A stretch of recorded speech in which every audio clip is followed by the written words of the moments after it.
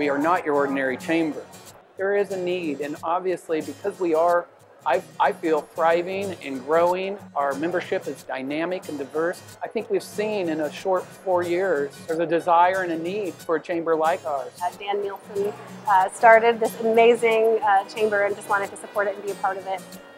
That was the initial introduction into it, but as I learned more about what the mission was and what they've accomplished, there's no way that I could not be a part of it. I get to not just connect with them in business, but then I also am able to connect them with other business leaders in the community.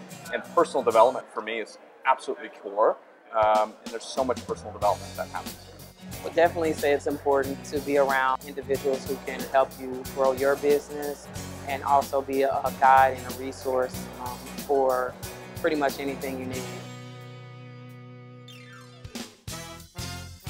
Together, we've all created very unique programming that you cannot find in other chambers. We created kind of a hybrid of a program. We'd be able to come together at a table and share ideas. Well, how better to do that than offer one of them to get up and share a problem?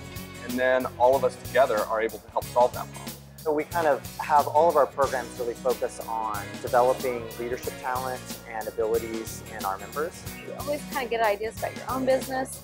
Talking to them about their business is really beneficial. Even our B2B network, which is our monthly social, is different than any other chamber's social.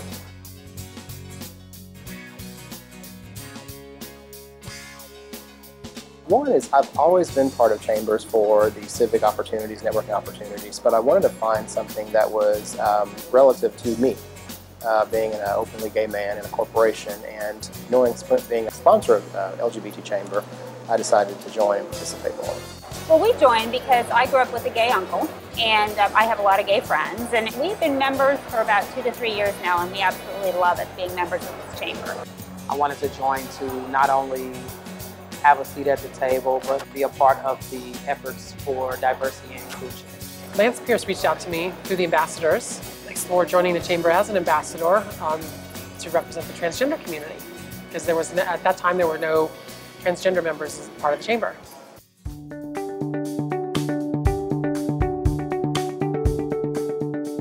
We have folks from all over the city. You know, we talk about this a lot because if you put the same types of people in a room, you're always going to get the same types of ideas. So it's really important to us that we cultivate an environment that promotes different ideas. This is one chamber outside of the other larger ones that they really want inclusivity and diversity in this chamber. I feel very welcomed by the chamber and very blessed to find the support here and the inclusion in Kansas City that we have. There's been a lot of meetings and a lot of movement towards being more diverse, a lot of breakout sessions. It's been great. We went from one member to today, there are over 340 member entities, and that isn't members. Entities are corporate sponsors and nonprofits, all the great diverse members that we have. Our membership is, I have 40% straight allies, 60% LGBT community, and that dynamic is incredible.